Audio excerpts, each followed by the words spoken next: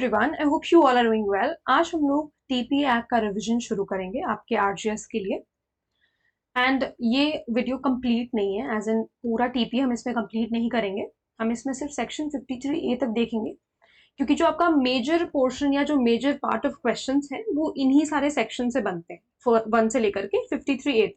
बाकी के भी सेक्शंस हम कवर करेंगे, वो नेक्स्ट पार्ट में कवर करेंगे। तो ये आपका पार्ट 1 होने वाला है।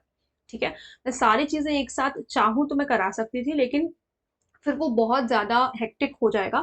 तो मुझे लगा कि जो आपका पहले मोस्ट इंपॉर्टेंट पार्ट है, जहां से सबसे ज्यादा क्वेश्चंस आपको टीपीए में देखने को मिलेंगे, वो सारी चीजें पहले हम लोग खत्म करते हैं। ठीक है, तो ये रैपिड रिविजन होगा, जैसा कि आप लोगों को नाम से पता है। तो थोड़ा सा हम रैपिडली चलेंगे, फिर भी जो सब्सटैंटिव पार्ट है आपका टीपीए का, वो मैं आप लोगों को पूरा सब कुछ बताते चलूंगी। ठीक है, शुरू करते हैं। सबसे पहले जो बेसिक्स हैं टीपीए के, वो देख लो। इसका नेचर क्या है? तो ये कोडिफाइड है। ठीक है, this is a codified law and this is substantive in nature. मैं उम्मीद कर रही हूं कि आपको इन वर्ड्स के मीनिंग्स पता होंगे। This is non exhaustive. नहीं भी पता है तो मैं बता दे रही हूँ। कोडिफाइड का मतलब होता है सेपरेट एक्ट है कोई प्रॉपर्टी से रिलेटेड, तो उसे हम कोडिफाइड कहते हैं। ठीक है, सेपरेट एक्ट है प्रॉपर्टी से, इमूवेबल मूवेबल प्रॉपर्टी से रिलेटेड एक सेपरेट एक्ट बना रखा है लेजिस्लेचर ने, उसे कोडिफाइड कहते हैं। ठीक है, और जो बकायदा जिसकी बेयर एक्ट है, दैट इज कोडिफाइड लॉ। ठीक है, सब्सटैंटिव का मतलब होता है जो लॉज हमारे राइट्स एंड लाइबिलिटीज डिटरमाइन करते हैं। बेसिकली इसमें जो पीनल चीजें हैं या जो प्रोसीजरल चीजें हैं वो नहीं आती। तो पीस और नॉट पीनल, जो इसमें प्रोसीजरल चीजें हैं वो नहीं आएंगी आपकी। प्रोसीजर नहीं गवर्न करता है ये आपका, लेकिन आप जो पार्टीज हैं उनके राइट्स एंड लाइबिलिटीज जरूर बताता है। नॉन एग्जॉस्टिव है, यानी कि अपने में संपूर्ण एक्ट नहीं है, और भी कई सारी चीजें हैं जिसका सहारा इसको लेना पड़ता है। ठीक है, तो दिस इज नॉट एग्जॉस्टिव। अब दिस इज एक्ट नंबर 4। ये एक्ट नंबर 4 है ऑफ 1882। तो ये सारी जो कुछ बेसिक्स बातें हैं ये आपको पता होनी चाहिए। आगे बढ़ेंगे जैसे आप, तो आप लोगों को प्रेसिडेंट की असेंट, मतलब आप लोगों को नहीं, टीपीए को प्रेसिडेंट की असेंट कब मिली थी? 17 फरवरी 1882। और ये एक्ट नंबर 4 है 1882 का। और कब ये एनफोर्स हुआ था? तो ये डेट आपको याद रखनी है, 1 जुलाई 1882। ठीक है, अब ये कुछ चीजें हैं जो आप लोगों को पता होनी चाहिए। और यहाँ से कुछ ऐसा ज्यादा इंपॉर्टेंट नहीं है। एक्सटेंट कहाँ तक होता है तो ये हम सबको पता है, होल ऑफ इंडिया पे एक्सटेंट होता है। एक चीज है कि ये थर्ड लिस्ट का पार्ट है। ठीक है, and this is entry number 6। बस इतना काफी है जानने के लिए कि एंट्री नंबर 6 है ये। हालांकि कभी पूछा नहीं गया है, लेकिन फिर भी प्रिकॉशंस लेके चलते हैं कि क्या चीज है और क्या चीज नहीं है। तो होल ऑफ इंडिया पे ये एप्लीकेबल होता है, एक्सेप्ट इन्होंने कुछ बातें बता दी। इसका जो नॉन एप्लीकेशन है वो बॉम्बे, दिल्ली, पंजाब, जो पार्ट बी वाले स्टेट्स है वहां पर नहीं होता। लेकिन अगर स्टेट गवर्नमेंट के पास पावर है, स्टेट गवर्नमेंट में time to time by notification in the official gazette exempt either retrospectively और prospectively any part of the territories administered by such state government from all or any of the provisions। ठीक है, exempt कर सकती कौन से provisions? 54 paragraphs 2 and 3। ठीक है, section 54 का paragraph 2 and 3, section 59, 107 and 123।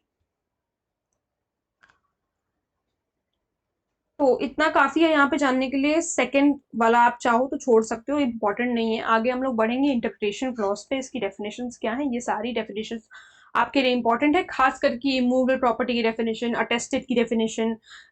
Registered इतना इंपॉर्टेंट नहीं है। एक्शनेबल क्लेम हम लोग अभी नहीं देखेंगे, जब हम लोग एक्शनेबल क्लेम पढ़ेंगे चैप्टर 8 पे तब देखेंगे कि वो क्या होता है। ठीक है, और आपका ये नोटिस क्या होता है? नोटिस में देखो सिर्फ दो चीजें जान लो। नोटिस, एक तो आपका एक्चुअल नोटिस होता है, एक आपका कंस्ट्रक्टिव नोटिस होता है। अभी बात करते हैं, पहले हम लोग तो देख ले कि इमूवेबल प्रॉपर्टी क्या है। तो इमूवेबल प्रॉपर्टी में स्टैंडिंग टिम्बर नहीं आ रहा है, तो ये हम कह सकते हैं कि एक नेगेटिव डेफिनेशन दे रखी है यहाँ पर इमूवेबल प्रॉपर्टी की। ठीक है, क्योंकि इसमें डज नॉट इंक्लूड बता दिया ना, तो एक नेगेटिव डेफिनेशन हो गई। स्टैंडिंग टिम्बर इसमें इंक्लूडेड नहीं है, ग्रोइंग क्रॉप्स इंक्लूडेड नहीं है, ग्रास इंक्लूडेड नहीं है। तो ये सारी चीजें इंक्लूडेड नहीं है। स्टैंडिंग टिम्बर क्या होता है? स्टैंडिंग टिम्बर वो ट्रीज होती हैं जिसकी जो है एज अ वुड के लिए उनको यूज किया जाता है। ठीक है, वुड के काम के लिए उन्हें यूज किया जाता है, मतलब basically they are meant to cut down only. ठीक है, तो इस वजह से जो है वो इमूवेबल प्रॉपर्टी में नहीं आएंगी। वो एक मूवेबल प्रॉपर्टी, अब जब इमूवेबल प्रॉपर्टी में नहीं है तो वो मूवेबल प्रॉपर्टी होंगी। तो इस तरीके से समझना, ठीक है। ग्रोइंग क्रॉप्स को भी हम इसलिए, क्रॉप्स को भी जो है हटा लिया जाता है, ग्रास को भी जो है हटा लिया जाता है, कभी ना कभी ये घास इतनी लंबी हो जाती है तो उसे काट लिया जाता है, आपने पार्क्स वगैरह में देखा होगा। तो ये सारी चीजें, इसका ये रीजन है। अब हम बहुत ज्यादा डेप्थ में नहीं जाएंगे, नहीं तो हमारा कंप्लीट नहीं हो पाएगा। इंस्ट्रूमेंट का मतलब है नॉन टेस्टामेंट्री इंस्ट्रूमेंट, ठीक है। नॉन टेस्टामेंट्री इसलिए क्योंकि आपका जो टीपीए है that does not applies to wills, तो इस वजह से नॉन टेस्टामेंट्री इंस्ट्रूमेंट। अटेस्टेड में कुछ चीजें याद रखो। अटेस्टेड में सबसे पहले तो कि दो या दो से ज्यादा विटनेस होंगे, ठीक है। अटेस्टेड में दो या दो से ज्यादा विटनेस होंगे। अब देखो, ये विटनेस जो दो या दो से ज्यादा विटनेस होते हैं, तो ये विटनेस आते क्यों हैं? ये विटनेस इसलिए आते हैं कि जैसे मान लो मैं हूं, मैं अपनी कोई प्रॉपर्टी ट्रांसफर कर रही हूँ, या एक्स पर्सन अपनी कोई प्रॉपर्टी ट्रांसफर कर रहा है वाई पर्सन को, तो अब इन दोनों के बीच में एक डॉक्यूमेंट है मान लो। वो डॉक्यूमेंट देखने के लिए आते हैं जो अटेस्टिंग विटनेस होता है, जिसे हम अटेस्टिंग विटनेस कहते हैं, इसे हम अटेस्टिंग विटनेस कहते हैं। तो वो दो भी हो सकते हैं, मिनिमम नंबर दो होता है, दो तो चाहिए चाहिए, उससे ज्यादा भी हो सकते हैं। तो ये लोग देखने आते हैं कि क्या हम दोनों ने ही साइन किया है यहाँ पर, कहीं किसी कोई फोर्जरी वगैरह तो नहीं हुई है, ठीक है। ये सारी चीजें वो देखते हैं, क्या हम दोनों ने ही साइन किया, बाकी इसमें पढ़ लेना। और वो अपना भी साइन जो है करके जाते हैं एज अ विटनेस। तो ये चीज इसमें है, जो इसमें से क्वेश्चन पूछा जाता है रिपीटेडली, वो ये क्वेश्चन है कि कितने विटनेसेस होने चाहिए, ठीक है, और कौन से सेक्शन में दिया हुआ है। तो एज सच कोई क्लॉज तो बताया नहीं है इसमें आपके सेक्शन नंबर 3 में, तो आप सेक्शन नंबर 3 सिर्फ वहां पर मार्क कर सकते हो।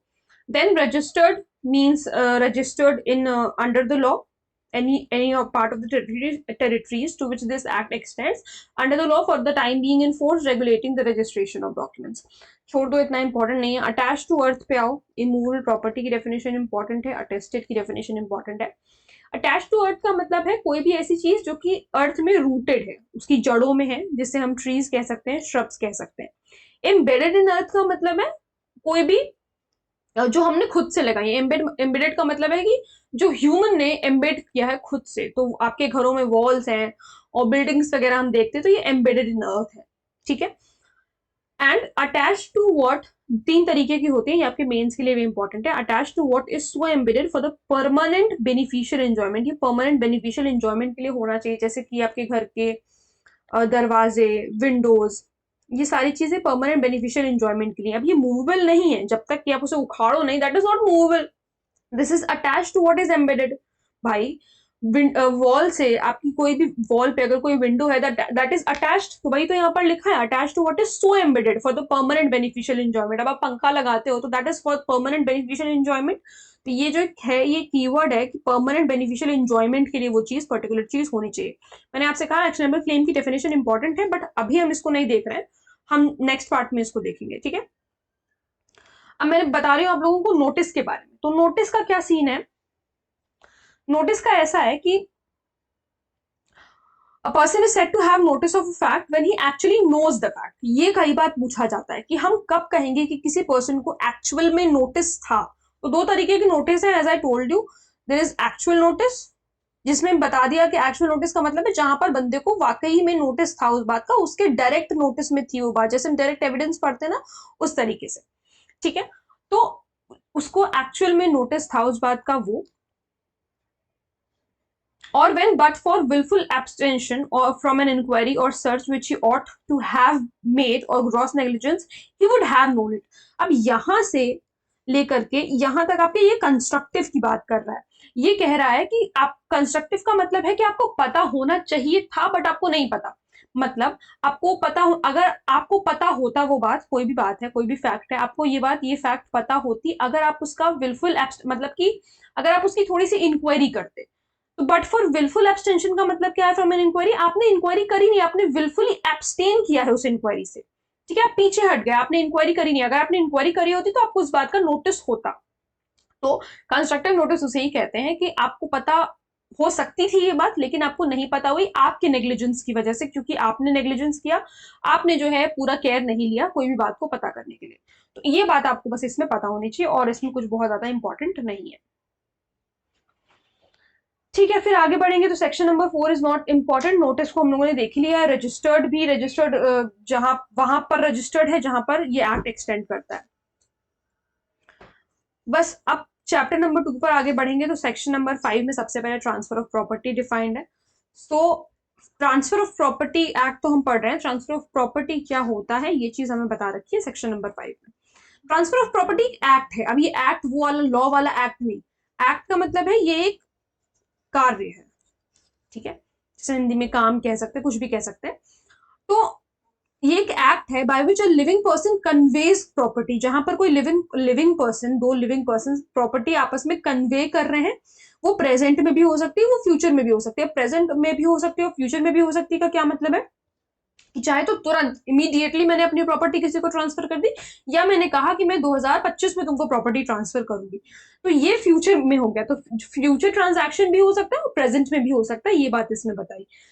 To one or more other living person, एक इंसान को भी ट्रांसफर करी जा सकती है प्रॉपर्टी, एक से ज्यादा को भी करी जा सकती है। और टू हिमसेल्फ, वो खुद को भी प्रॉपर्टी ट्रांसफर हो सकती है। And one or more other living person and to transfer property is to perform such act. ठीक है, लिविंग पर्सन में कौन कौन इंक्लूडेड है, तो कंपनी इंक्लूडेड है, एसोसिएशन ऑफ बॉडी ऑफ, ये पढ़ लेना, हर जगह हम लोग देखते हैं लिविंग पर्सन में कौन इंक्लूडेड है, हमने आईपीसी में भी पढ़ा है।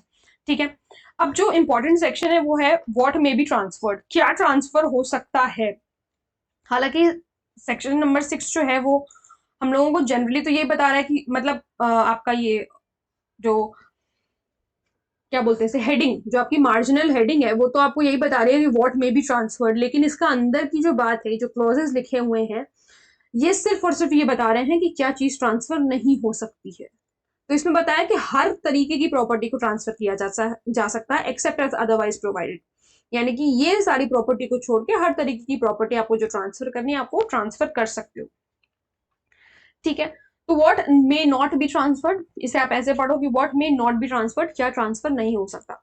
सो chance of higher apparent succeeding to, देखो चांस की बात नहीं है कि मेरे पास कल को प्रॉपर्टी होगी, तो कल को प्रॉपर्टी होगी, अभी ये बात कोई मतलब आप किस बेसिस पे ये बात कह रहे हो कि कल को प्रॉपर्टी होगी, कोई सर्टेनिटी तो है नहीं इस बात में। तो इस तरीके की चीजें ट्रांसफर नहीं हो सकती, ये पर्टिकुलर चीज ट्रांसफर नहीं हो सकती कि मेरे पास कल को प्रॉपर्टी होगी तो आज मैंने वो प्रॉपर्टी एक्स पर्सन को बेच दी। कैसे बेच दी, जब मेरे पास अभी खुद ही उस प्रॉपर्टी का ओनरशिप नहीं है तो मैं कैसे बेच सकती हूँ।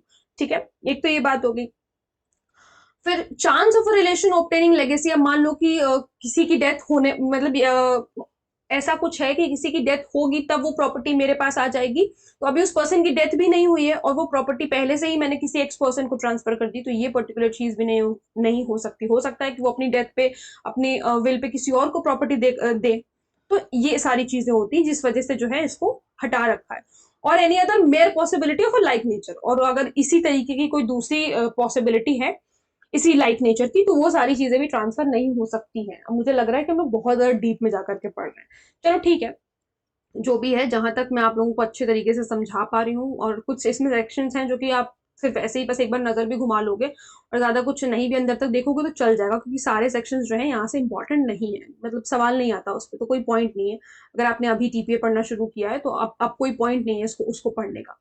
ठीक है, okay, then a mere right of re-entry for breach of condition subsequent cannot be transferred, mere right of re-entry भी ट्रांसफर नहीं किया जा सकता, and easement cannot be transferred apart from dominant heritage। अब इसका जो एग्जांपल है वो इस तरीके से हो सकता है कि जैसे मान लो ये घर है, ये मेरा घर है, ठीक है, मेरे जस्ट बगल में किसी और का घर है, अब यहाँ से कोई और जगह नहीं जाने की, यहाँ पर एक समझ लो कोई पार्क तरीके टाइप का बना हुआ है और यहाँ पर एक रोड गई हुई है। तो अभी क्या हो रहा है कि मुझे यहाँ से, ये होता है आपका डोमिनेंट हेरिटेज, जो आपकी प्रॉपर्टी होती है वो डोमिनेंट हेरिटेज होता है, और दूसरे की जो प्रॉपर्टी का आप इंजॉय कर रहे हो वो सर्वेंट हेरिटेज कहलाता है, ये तो पता होगा ना इतना। ठीक है, ये सर्वेंट हेरिटेज कहलाता है। अब कहीं और से तो जगह है नहीं जाने से, यहाँ अपना गार्डन वार्डन लगा हुआ है, तो मैं इसके यहाँ से एक वे बनाती हूँ, राइट टू वे, यहाँ मेन रोड पे जाने का। तो इसमें क्या कहा गया कि an easement cannot be transferred apart from the dominant heritage. अब क्या मैं सिर्फ इस पर्टिकुलर चीज को ट्रांसफर कर सकती हूँ क्या ये सिर्फ इतना पर्टिकुलर राइट टू वे को? नहीं कर सकती। अगर मुझे राइट टू वे, अगर जब क्या कहा कि apart from the dominant heritage वो चीज ट्रांसफर नहीं हो सकती, लेकिन अगर आप डोमिनेंट हेरिटेज यानी कि मैं अगर कल को अपनी प्रॉपर्टी किसी एक्स पर्सन को बेच रही हूँ, तब तो ये पर्टिकुलर चीज साथ में ट्रांसफर हो जाएगी, क्योंकि फिर वो भी कहाँ से जाएगा, तब तो ये पर्टिकुलर चीज ट्रांसफर होगी। लेकिन अगर ये कहो कि अकेले सिर्फ ये राइट टू वे ट्रांसफर हो जाए तो वो चीज ट्रांसफर नहीं होगी, ये क्योंकि एक ईजमेंट है। ठीक है, फॉर द बेनिफिशियल एंजॉयमेंट, तो इस वजह से इसको ट्रांसफर नहीं किया जाएगा। Then interest in property restricted in its enjoyment to the owner personally cannot be transferred by him, उसको भी जो है ट्रांसफर नहीं किया जा सकता है। देन डीडी आपका राइट टू फ्यूचर मेंटेनेंस वाला है, इसमें देख लो इन इंटरेस्ट इन, ये वाला जो है इंटरेस्ट इन प्रॉपर्टी, ये बेसिकली जो आपके खुद का पर्सनल नॉलेज वगैरह होता है उस चीज को ट्रांसफर कर, वो चीज ट्रांसफर नहीं हो सकती। जैसे मान लो कोई पेंटर है, ठीक है, उसने अपनी कोई पेंटिंग वगैरह बनाई है, अब जैसे स्पेसिफिक रिलीव एक्ट में हम लोग पढ़ते हैं उस तरीके का जो है इसमें चीज है। फिर उसके बाद राइट टू फ्यूचर मेंटेनेंस, जिस भी मैनर में वो अराइज हो रहा है वो ट्रांसफर नहीं किया जा सकता। मेरा राइट टू स्यू, मेरा राइट है स्यू करने का, मैं अपना राइट टू स्यू किसी और को ट्रांसफर नहीं कर सकती, ठीक है। अब पब्लिक ऑफिस के not be transferred, public office transfer नहीं हो सकता, ना ही सैलरी ट्रांसफर हो सकती है पब्लिक ऑफिसर की, वेदर बिफोर और after it becomes payable. Stipends जो दिए जाते हैं मिलिट्री वालों को, चाहे नेवल हो, एयरफोर्स वाले हो या सिविल पेंशनर्स ऑफ गवर्नमेंट, ये जो स्टाइपेंड्स होते हैं ये नेवल और मिलिट्री वालों का, जब आर्मी वालों का जब रिटायरमेंट होता है उसके बाद उनको पेंशन नहीं बोलते, बेसिकली स्टाइपेंड्स मिलते हैं उनको, उनकी नौकरी से रिटायर होने के बाद, तो इसको भी ट्रांसफर नहीं किया जा सकता। जो गवर्नमेंट सरकारी नौकरी में है वो, उनको जो पेंशन वगैरह मिल रही है वो भी ट्रांसफर नहीं हो सकती, ये बात जो है इसमें बताई गई है। और फिर उसके बाद क्या है, no transfer can be made, अगर कोई चीज अपोज है to the nature of the interest, जैसे मान लो कि कोई बहुत बड़ा मॉन्यूमेंट टाइप का है, तो वो पर्टिकुलर चीज भी आप ट्रांसफर नहीं कर सकते। कोई मॉन्यूमेंट वगैरह है which oppose to the nature और वो इफेक्ट करेगा नेचर को, तो वो भी ट्रांसफर नहीं हो सकता। और अनलॉफुल ऑब्जेक्ट के लिए कंसिडरेशन के लिए within the meaning of section 23 to a person legally disqualified to be the transfer, तो ये पर्टिकुलर चीजें जो है वो ट्रांसफर नहीं हो सकती है। देन एक ये वाला क्लॉज आपका है आई वाला, nothing in the section shall be deemed to authorize a tenant having, देखो इसमें बेसिकली ये बताया है कि अगर मैंने अपने टेनेंट को मतलब किराए पे अपना घर दिया है तो उसको मतलब राइट टू ऑक्यूपेंसी तो है, मतलब वो वहां पे रह रहा है, is occupying that particular area जो मैंने रेंट पे दिया हुआ है, but he can not transfer that particular thing, that particular area, तो वो चीज वो ट्रांसफर नहीं कर सकता। तो यही बस इसमें बताया हुआ है। इसमें जो आपके कीवर्ड्स हैं वो आप लोगों को याद होने चाहिए कि क्या चीज एग्जेम्प्टेड है, क्या चीज एग्जेम्प्टेड नहीं है, ठीक है। फिर पर्सन कॉम्पिटेंट टू ट्रांसफर, कौन पर्सन कॉम्पिटेंट होगा ट्रांसफर करने के लिए, तो हर वो पर्सन जो कि जो कॉम्पिटेंट है कॉन्ट्रैक्ट करने के लिए, एंटाइटल्ड है प्रॉपर्टी को ट्रांसफर करने के लिए, मतलब उसके पास ओनरशिप है उस पर्टिकुलर प्रॉपर्टी का, और वो ऑथराइज्ड है डिस्पोज ऑफ करने के लिए, भले ही उसके भले ही उसकी खुद की प्रॉपर्टी ना हो लेकिन ऑथराइज्ड है डिस्पोज ऑफ करने के लिए, तो वो पर्टिकुलर पर्सन कॉम्पिटेंट होगा ट्रांसफर करने के लिए, ऐसा कहा जाता है under section 7। Then section number 8 में बताया गया basically unless a different intention is expressed or necessarily implied, transfer of property passes forthwith to the, देखो मतलब कहने का ये मतलब है कि एब्सोल्यूट ट्रांसफर होता है, पूरी तरीके से प्रॉपर्टी ट्रांसफर होती है। जैसे कि अगर एब्सोल्यूट ट्रांसफर का मतलब है कि पूरी तरीके से हर मतलब सब कुछ ट्रांसफर हो रहा है, राइट इजमेंट्री राइट सब कुछ ट्रांसफर हो रहा है। अब आप ये नहीं कह सकते कि आप अपना ये घर जो है किसी को सेल कर रहे हो तो उसके साथ जो खिड़की दरवाजे हैं वो आप खुद से निकाल के लेकर के चले जा रहे हो, ये सारी चीजें नहीं हो सकती, ठीक है। इस तरीके से जो है ऑपरेशन ऑफ ट्रांसफर, इसमें ज्यादा कुछ पूछा नहीं जाता, बस सेक्शन नंबर याद रखना ऑपरेशन ऑफ ट्रांसफर में,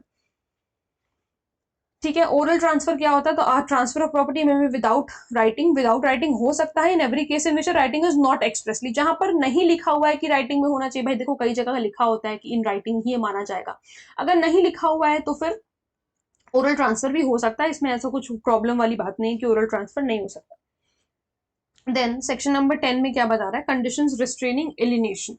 अब देखो इसमें क्या है, where a property is transfer subject to a condition or limitation, ठीक है, absolutely restraining the transferee or any person claiming under him from parting with or disposing of his interest in the property. अब जैसे मान लो कि मैंने Y person को property बेची और मैंने उससे कह दिया कि तुम जो है ये प्रॉपर्टी जेड को नहीं बेचोगे या किसी को मतलब तुम आगे इस पर्टिकुलर प्रॉपर्टी को डिस्पोज ऑफ नहीं करोगे, एलियनेट नहीं करोगे, तो ये जो फिर चीज है ये चीज गलत हो जाएगी, ठीक है। इस ये जो कंडीशन हो जाती है गलत क्या हो जाएगा, ये जो कंडीशन हो जाएगी ये वॉइड कंडीशन हो जाएगी, उससे कोई फर्क नहीं पड़ता, ट्रांसफर वैलिड रहेगा लेकिन ये कंडीशन जो मैंने लगाई है वो वॉइड हो जाएगी। लेकिन इसमें जो है आपको क्या बोलते हैं कंडीशंस भी हैं, यानी कि एक्सेप्शंस भी हैं लीज के केस में हो सकता है ऐसा, लीज के केस में भाई मुझे, अगर मैं किसी को कोई पर्टिकुलर बिल्डिंग लीज पे दे रही हूँ, तो मुझे उस पे ये पर्टिकुलर रिस्ट्रिक्शन तो लगाना पड़ेगा, तुम इसको एलिनेट नहीं कर सकते हो।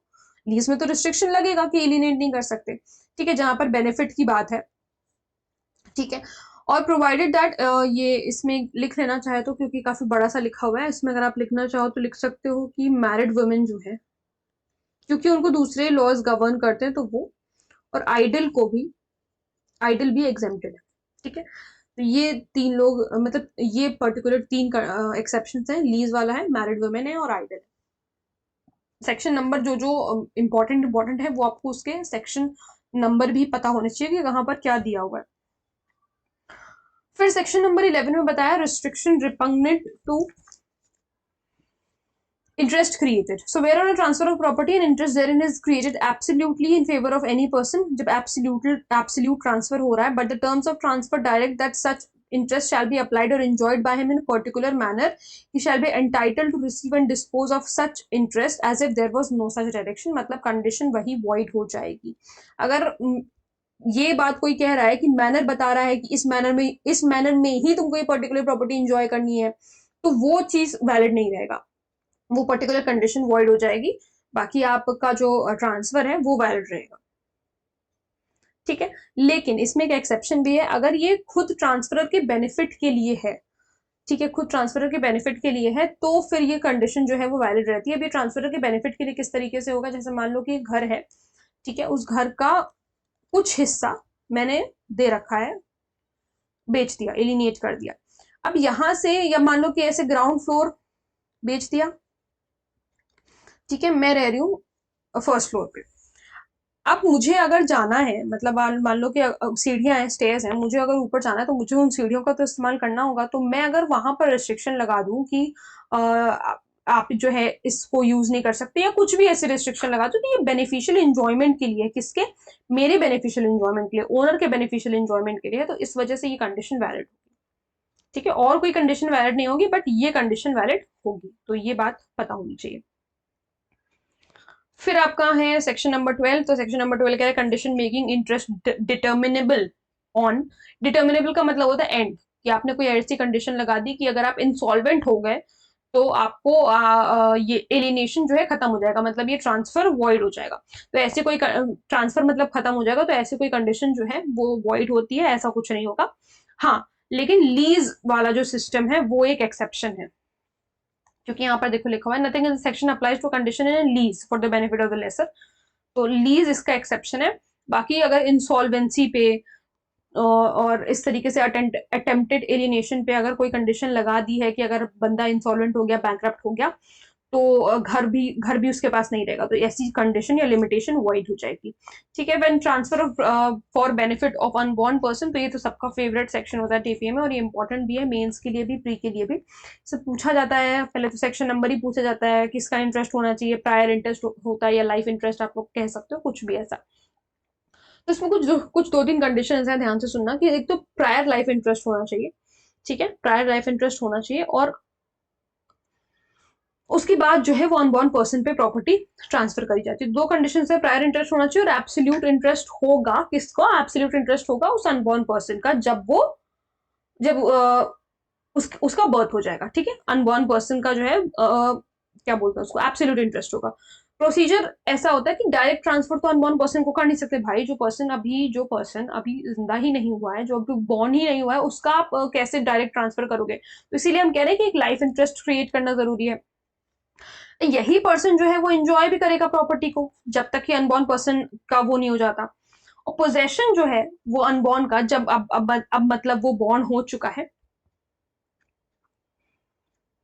तो जो टाइटल है प्रॉपर्टी का वो इमीडिएटली जो है उसके अंदर वेस्ट कर जाता है, जैसे ही वो बॉर्न हुआ टाइटल उसके अंदर वेस्ट कर गया, या फिर हम इसे कह सकते हैं कि वेस्टेड इंटरेस्ट हो जाता है उस पर्सन का, जैसे ही वो बंदा बॉर्न हुआ।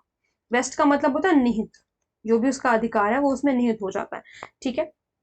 लेकिन वो पोजेशन उसको प्रॉपर्टी का कब, जब इस प्रॉपर्टी के पोजेशन की अगर बात करें, तो इस प्रॉपर्टी का पोजेशन उसको तभी मिलेगा जब लाइफ इंटरेस्ट जिसका क्रिएटेड था उसकी डेथ हो जाती है, तभी प्रॉपर्टी का पोजेशन मिलेगा, ठीक है। अब इसमें तो कुछ चीजें हैं वो समझ लो क्या है।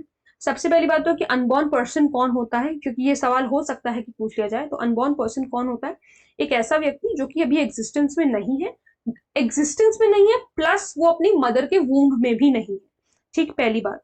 दूसरी बात, अनबॉर्न पर्सन को एग्जिस्टेंस में आ जाना चाहिए। अब एग्जिस्टेंस में आ जाने का क्या मतलब है कि वो अपनी मदर के वूम्ब में हो प्रायर इंटरेस्ट के डेथ से पहले, लाइफ इंटरेस्ट के डेथ से पहले। और अगर ऐसा नहीं होता है, अगर ऐसा नहीं होता, अगर वो अनबॉर्न पर्सन जो है वो अगर मदर के वूम में भी नहीं आ रहा, तो प्रॉपर्टी रिवर्ट बैक कर जाएगी किसको? ट्रांसफरर को। वो प्रॉपर्टी रिवर्ट बैक कर जाएगी ट्रांसफरर को, और an number of life interest create किए जा सकते हैं। ठीक है, ये राइट होता है कि an number of life interest create किए जा सकते हैं।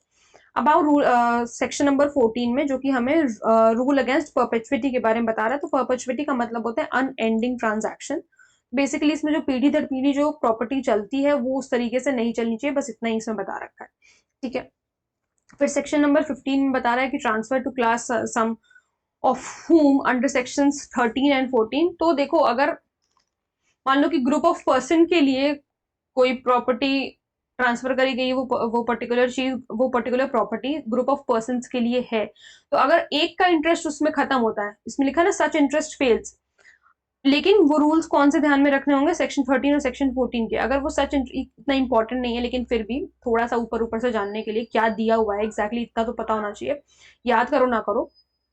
अगर वो सच इंटरेस्ट फेल हो जाता है तो इसका ये मतलब नहीं, अगर 1% का इंटरेस्ट फेल हो गया तो इसका ये मतलब नहीं है कि जो हमने बाकी के 4 लोगों को प्रॉपर्टी का वो ट्रांसफर करने की बात करी थी उनका भी इंटरेस्ट फेल हो जाएगा। पूरे क्लास का इंटरेस्ट नहीं फेल होगा, not in the regard of the whole class. पूरे क्लास का इंटरेस्ट फेल नहीं होता, ये बात पता होनी चाहिए। लेकिन अच्छा, हाँ ठीक है, सेक्शन 15 यहीं तक था। सेक्शन 14 वाला जो है, सेक्शन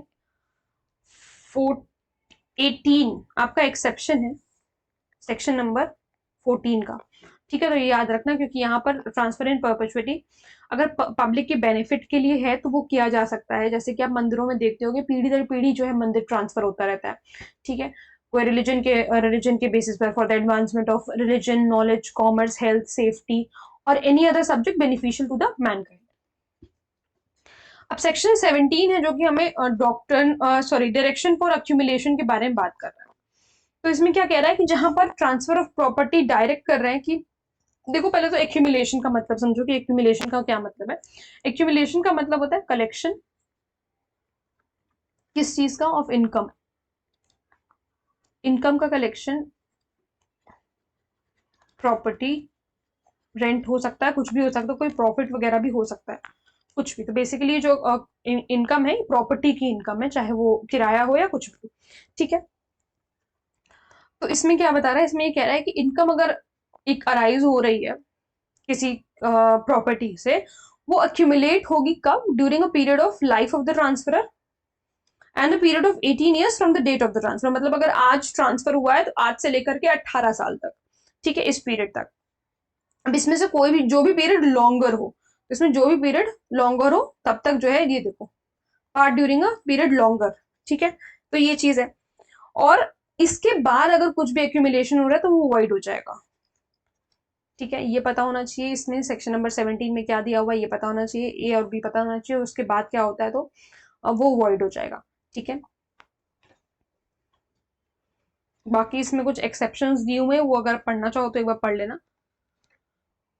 फिर उसके बाद सेक्शन नंबर 19 है जो कि वेस्टेड इंटरेस्ट के बारे में बात कर रहा है। जैसे कि मैंने आप लोग को सेक्शन 13 में भी बताया, तो वेस्टेड सेक्शन नंबर 13 में मैंने बताया ना कि जब वो जो पर्सन है, वो अनबॉर्न पर्सन का जब बॉर्न हो जाता है तो उसका वेस्टेड इंटरेस्ट हो जाता है उस पर्टिकुलर प्रॉपर्टी पे। तो वेस्टेड इंटरेस्ट का क्या मतलब है? वेस्टेड इंटरेस्ट का मतलब है कि कोई प्रॉपर्टी मतलब ट्रांसफर होगी ही होगी। देखो, where are the transfer of property and interest there is created in the favour of person without specifying the time when to is take effect without specifying the time, or in specifying that it is take effect forthwith, यानी कि immediately हो जाएगी, या फिर on happening on event which must happen, मतलब कि certain event है, certain event है, ऐसा event है कि होगा ही होगा। तो such interest is vested unless a contrary intention appears। so ऐसा इंटरेस्ट जो है वो वैलिड होता, मतलब सॉरी, ऐसा इंटरेस्ट, ऐसे इंटरेस्ट को हम लोग वेस्टेड इंटरेस्ट कहते हैं। अगर हम सीधी सी बात करें तो एक ऐसा इंटरेस्ट जो कि तुरंत ही क्रिएट हो जाता है, जैसे कि आपने अनबॉर्न के केस में देखा वो हो गया, ठीक है। एक और एग्जाम्पल हो सकता है कि आज ही मैंने प्रॉपर्टी किसी को ट्रांसफर कर दी तो तुरंत वो इमीडिएटली इफेक्ट में आ गया, फोर्थ विथ का मतलब होता है इमीडिएटली इफेक्ट में आ गया। और तीसरी चीज कोई सर्टेन इवेंट है कि पर्टिकुलर इवेंट होगा ही होगा तो जो है प्रॉपर्टी को ट्रांसफर किया जा रहा है, तो वो भी प्रॉपर्टी वेस्टेड इंटरेस्ट के लिए ट्रांसफर होती है। वेस्टेड इंटरेस्ट जो है डिफीट नहीं होता है, अगर ट्रांसफरी की डेथ हो जाती है तो मान लो जिसको प्रॉपर्टी ट्रांसफर करी गई थी अगर उसकी डेथ हो गई है पोजेशन ऑब्टेन करने से पहले, तो वो जो प्रॉपर्टी है, इसकी जो प्रॉपर्टी है वो लीगल रिप्रेजेंटेटिव के पास चली जाएगी ट्रांसफरी के, ठीक है, ट्रांसफरी के लीगल रिप्रेजेंटेटिव के पास चली जाएगी। फिर उसके बाद आपका सेक्शन नंबर 21 है, क्योंकि हमने वेस्टेड इंटरेस्ट की बात करी है तो कंटिंजेंट इंटरेस्ट की भी बात करना जरूरी है। कंटिंजेंट इंटरेस्ट क्या होता है, ये बेसिकली अनसर्टेन इवेंट पे बेस्ड होता है, ठीक है।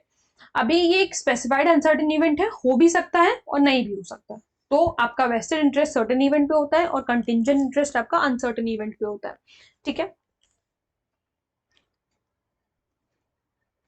फिर आपका जो सेक्शन 20 है, सेक्शन 20 कह रहा है when unborn person acquires vested interest on transfer of benefit of his benefit. So where on a transfer of property an interest then is created for the benefit of a person not then living, उस वक्त living नहीं है, he acquires upon his birth, वो acquire करता है अपने birth पे unless a contrary intention appears, a vested interest although he may not be entitled to the enjoyment thereof immediately on his birth। मैंने आपको कहा ना immediately, जैसे ही उसका birth हुआ, भले वो entitled नहीं है अभी enjoy करेंगे, छोटा सा बच्चा है वो कैसे enjoy करेगा, तो enjoy भले ना करे, basically कहोगे possession भले ना उसको मिले, लेकिन interest उसका vested हो जाता है उसके पैदा होने पर, ठीक है।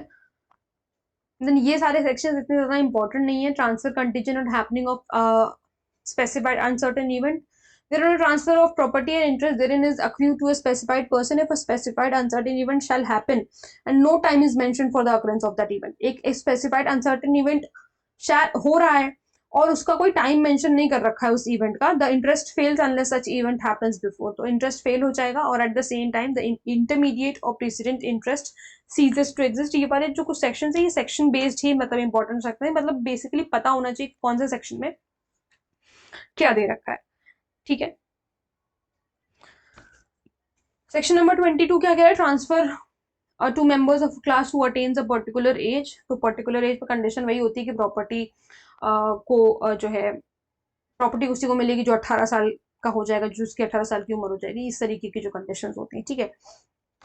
फिर सेक्शन नंबर 24 में transfer to such person as survive at some period not specified. तो इसको एग्जाम्पल से समझते हैं, ए ने ट्रांसफर करी प्रॉपर्टी बी को, लाइफ इंटरेस्ट क्रिएट किया बी के ऊपर, and after his death C को मिलेगी और उसके बाद एंड डी, ठीक, equally to be divided before them between them, इन दोनों के बीच में सी और डी के बीच में इक्वली प्रॉपर्टी को डिवाइड होना है। बी के ऊपर इन्होंने लाइफ इंटरेस्ट क्रिएट कर दिया, और to the survivor of them, और या फिर इनके सर्वाइवर, मतलब इन दोनों में से किसी जो भी सर्वाइव कर जाए उसके ऊपर। C dies during the life time of B, अब सी की मृत्यु हो गई जब बी जिंदा था उसी समय जो है सी की मृत्यु हो गई, लेकिन डी सर्वाइव्स बी, यानी कि डी बच जाता है, बी की मृत्यु हो जाती है, तो एट बीज डेथ, बी की डेथ के बाद प्रॉपर्टी पासेस टू डी, उसके पास प्रॉपर्टी जो है मतलब बेसिकली जो बचेगा प्रॉपर्टी उसके पास जाएगी, यही बता रहा सेक्शन 24, ठीक है। फिर उसके बाद कंडीशनल ट्रांसफर है, तो कंडीशनल ट्रांसफर का मतलब है an interest therein created on a transfer of property and dependent upon a condition fails if the fulfilment of the condition is impossible or is forbidden by law. इसमें बता रखा है कि क्या कंडीशंस होंगी, मतलब क्या कंडीशंस नहीं होनी चाहिए। इसमें कंडीशनल ट्रांसफर के बारे में बस इतनी बात कर रखी है कि क्या कंडीशंस नहीं होनी चाहिए ट्रांसफर करने के लिए। कोई भी ऐसी कंडीशन नहीं होनी चाहिए जो कि इम्पॉसिबल हो, या ऐसी कंडीशन नहीं होनी चाहिए जो कि फॉरबिडन बाय लॉ हो, लॉ नहीं फॉरबिड कर रखा है उसे, और इज ऑफ सच नेचर, अगर उसे परमिट किया, अगर मान लो परमिट भी कर दिया कि हाँ कर लो ट्रांसफर, तो वो डिफीट करेगा the provisions of any law, ठीक है। या फिर फ्रॉडुलेंट है, तो ये सारी चीजें पता होनी चाहिए कि कंडीशन इम्पॉसिबल कंडीशन पर forbidden by law, it would defeat the provisions of any law, fraudulent है, इन्वॉल्व्स और implies injury to the person or property of another, ठीक है। मतलब बेसिकली अगर ये ट्रांसफर हुआ तो इंजरी हो जाएगी किसी पर्सन को या उसकी प्रॉपर्टी को, किसी की प्रॉपर्टी को, और the court regards as it immoral or oppose to public policy, या फिर कोर्ट ने ही जो है उसे इमोरल बता दिया है या फिर पब्लिक पॉलिसी के अगेंस्ट है, वो अपोज कर रहा है पब्लिक पॉलिसी को। तो इलस्ट्रेशन पूछ लिए जाते हैं। A lets a farm to B on condition that he shall walk 100 miles in an hour, तो ये लीज वॉइड है भाई, कैसे ही कोई बंदा 1 घंटे में 100 माइल चलेगा, तो ये पर्टिकुलर कंडीशन इम्पॉसिबल कंडीशन नहीं लगा के देनी है, ठीक है। और मतलब कंडीशनल ट्रांसफर का मतलब ये है कि आपने कंडीशन लगा, आपने ये कहा कि ये पर्टिकुलर चीज अगर आप करेंगे तो ये पर्टिकुलर प्रॉपर्टी आपको ट्रांसफर कर दी जाएगी, ठीक है। तो इसमें वही बता रहा है कि ये सारी चीजें नहीं होनी चाहिए, जैसे कंडीशन, इम्पॉसिबल कंडीशन नहीं होनी चाहिए, फॉरबिडन बाय लॉ नहीं होना चाहिए, कोई लॉ के प्रोविजंस को ना डिफीट करे, फ्रॉडुलेंट ना हो, किसी को इंजरी ना करे पर्सन और प्रॉपर्टी को, और या फिर कोर्ट ने इमोरल या अपोज टू पब्लिक पॉलिसी ना डिक्लेयर कर रखा हो। A gives ₹500 on condition that he shall marry A's daughter C. A ने जो है 500 रुपए बी को, वो मतलब इस कंडीशन पर देगा कि that he shall marry A's daughter, कि वो ए की बेटी से शादी करेगा, ठीक है। At the date of the transfer she was dead, अगर सी डेड हो गई तो ट्रांसफर इज वाइड, इम्पॉसिबल हो गया ना, ये कैसे ही होगा जब उसकी डेथ हो गई। तो then he transfers ₹500 to B or condition that he shall murder C। अब ये भी void है because this is forbidden by law, IPC। A transfers ₹500 to his niece C if she will desert her husband, ये भी void हो जाएगा because this is immoral। तो ये सारी चीजें हैं जो सेक्शन नंबर 25 इंपॉर्टेंट है, क्योंकि प्री के लिए भी मेंस के लिए भी, इस वजह से। फिर उसके बाद fulfillment of condition precedent, so where the transfer of property impose a conditions to be fulfilled before a person can take an interest, मतलब ये कंडीशन फुलफिल होनी चाहिए, कंडीशन प्रेसिडेंट लगा दी, पहले ही कोई कंडीशन लगा दी कि ये पर्टिकुलर कंडीशन अगर आप फुलफिल करेंगे तो आपको ये प्रॉपर्टी मिल जाएगी, ठीक है। Before a person can take interest in the property the condition shall be deemed to have been fulfilled if it has been substantially complied with, मतलब अगर कुछ उसका पार्ट भी पूरा कर दिया है तो माना जाएगा कि वो फुलफिल हो गई। ये देखो, इसको एक ही एग्जांपल समझ में आ जाएगा। A transfers ₹5,000 to B on condition, मतलब ए ने कहा कि मैं तुम्हें 5,000 रुपए दूंगा अगर तुम जो है शादी करते हो with the consent of C D and E, ठीक है। इन तीनों की कंसेंट से अगर आप शादी करते हैं तो आपको 5,000 रुपए मिल जाएंगे। अब यहाँ पर ई की मृत्यु हो गई, ठीक है, तो B marries with the consent of C and D. Substantially तो उसने कंप्लाई कर लिया ना, सी एंड डी सब्सटैंशियली या पार्शियली, कुछ भी कह लो। तो सी और डी की तो उसने कंसेंट ले ली, अब जब ई की मृत्यु हो गई तो उसकी कंसेंट कैसे लेगा, तो B is deemed to have fulfilled the condition, माना जाएगा कि उसने डीम्ड, ऐसा मान लिया जाएगा कि उसने कंडीशन फुलफिल कर दी है। Then conditional transfer to one person coupled with transfer to failure on failure of prior disposition। देखो अब इसमें क्या बता रहा है, एक सेकेंड।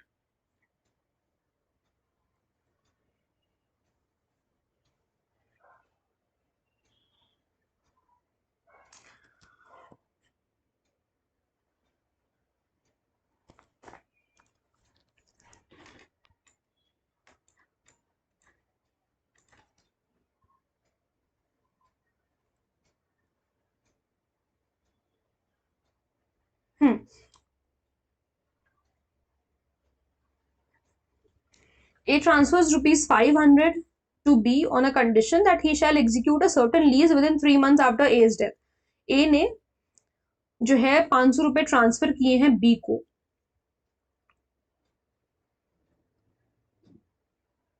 अभी दिखेगा, हाँ। ए ने जो है ट्रांसफर किए हैं ₹500 बी को इस कंडीशन पर कि वो एग्जीक्यूट करेगा एक लीज 3 मंथ के अंदर अंदर ए की डेथ के बाद। ए की डेथ के बाद 3 महीने के अंदर अंदर एक सर्टेन लीज को एग्जीक्यूट करना है, जिसपे जो है ए ने बी को 500 रुपए ट्रांसफर किए। And if you should neglect to do so, और अगर वो ऐसा नेग्लेक्ट करता है, नहीं करता है, तो ये जो पर्टिकुलर 500 रुपए हैं ये सी को चले जाएंगे। बी जो है, बी की मृत्यु हो गई इन एज लाइफ टाइम। अब ए की डेथ नहीं हुई लेकिन उसमें बी की डेथ हो गई, so the disposition is in favour of C takes effect. तो अब जब जो है बी ही नहीं रहा तो अब जो डिस्पोजिशन होगा वो सी के फेवर में होगा। अब ये सारी चीजें अल्टीरियर और ये प्रायर डिस्पोजिशन इतना इंपॉर्टेंट नहीं है। ये वाला सेक्शन एक बार देख लेना कि जो प्रायर डिस्पोजिशन है, अगर अल्टीरियर डिस्पोजिशन वैलिड नहीं है तो प्रायर डिस्पोजिशन से जो है उस पर कोई फर्क नहीं पड़ता। जैसे ये इलस्ट्रेशन दे रखा है, ये इलस्ट्रेशन पूछ लिया जाता है कि A transfers a farm to B for her life and if she do not desert her husband to C, मतलब अगर वो डेजर्ट नहीं करेगी तो C को चला जाएगा। B is entitled to the farm during her life as if no condition has been inserted। तो B जो है अपने फार्म के लिए एंटाइटल्ड है इसी तरीके से जैसे कि कोई कंडीशन उस पर नहीं लगाई गई है। फिर उसके बाद ये वाला एक सेक्शन है 29 जिसमें कह रहा है fulfilment of condition subsequent and ulterior और प्रायर डिस्पोजिशन का मतलब पता है क्या होता है? कुछ इसमें वो नहीं है, बस केवल देखने से लगता है कि बहुत कुछ क्या ही वर्ड यूज कर दिया, जैसे ये ए है, ये बी है, ये सी है, सिर्फ ऐसे ही मैं समझा रही हूँ, ये ट्रांसफरर है, ठीक है। ये आपका बी जो है ये अल्टीरियर डिस्पोजिशन है, मतलब पहले इसको जा रहा है कोई चीज, प्रॉपर्टी या 500 रुपए। ये वाला कहाँ गया, ये वाला, नहीं, ये वाला जो आपका एग्जाम्पल था, इस एग्जाम्पल से, ठीक है, इसको जा रहा है 500 रुपए, ठीक है। सॉरी, ये प्रायर डिस्पोजिशन है, यहाँ पर अल्टीरियर लिख गया गलती से। बी आपका प्रायर डिस्पोजिशन है, क्योंकि ये पहले आ रहा है ना, तो प्रायर हो गया। ये आपका अल्टीरियर डिस्पोजिशन है, ठीक है। तो इसमें क्या करेगा, अगर बी एग्जीक्यूट नहीं करेगा इस पर्टिकुलर लीज को 3 महीने के अंदर, तो 500 रुपए सी को ट्रांसफर हो जाएंगे, तो वही तो हो रहा था। तो बस इसमें इतना ही जानना है, जिसको पहले जाएगा वो प्रायर डिस्पोजिशन उसको होगा, और जिसको बाद में जाएगा वो अल्टीरियर होगा या आफ्टर होगा, उसको वो सब्सिक्वेंट डिस्पोजिशन कहलाएगा, जो भी कुछ कह लो। ये पर्टिकुलर कॉन्सेप्ट इतना ज्यादा इंपॉर्टेंट नहीं है, ठीक है। फिर section 31, condition that transfer shall cease to have effect in case uncertain event happens or does not happen. तो A transfers a farm to B for his life. A जो है बी को एक फार्म ट्रांसफर करता है उसकी life के लिए, विद अ प्रोवाइजो, उसने कंडीशन लगा दी, in case B cuts down a certain wood, कि अगर उसने सर्टेन वुड को कट डाउन किया, the transfer shall cease to have any effect. तो ट्रांसफर जो है खत्म हो जाएगा, सीज हो जाएगा, एंड हो जाएगा। B cuts down the wood, of B ने जो है वुड कट डाउन कर दिया, he loses his life interest in the farm, तो वो उसका जो है लाइफ इंटरेस्ट उस पर खत्म हो गया। देन सेक्शन 32 से such condition must not be invalid in order to maintain, in order that a condition that an interest shall cease to exist may be valid, it is necessary that the event to which it relates be one which could legally constitute the condition of the creation of an interest. इसका बस section number देख लेना। Section 33 कह रहा है transfer conditional on performance of act, no time specified for performance. So where on transfer of property and interest therein is created, कोई interest create किया गया किसी कंडीशन को ध्यान में रखते हुए, subject to condition that the person taking it shall perform act, जो पर्सन उस पर्टिकुलर ट्रांसफर उस पर्टिकुलर प्रॉपर्टी को ले रहा है वो एक एक्ट परफॉर्म करेगा, लेकिन कोई टाइम नहीं स्पेसिफाई कर रखा, ठीक है, उसमें कोई टाइम नहीं स्पेसिफाई कर रखा कि 6 महीने में करना है कि 1 साल में करना है। The condition is broken when he renders impossible, जब वो पर्टिकुलर चीज इम्पॉसिबल हो जाएगी तो कंडीशन ब्रोक हो जाएगी परमानेंटली और for an indefinite period the performance of that act, ठीक है। तो बस इसमें इतना ही है सेक्शन नंबर 33 में,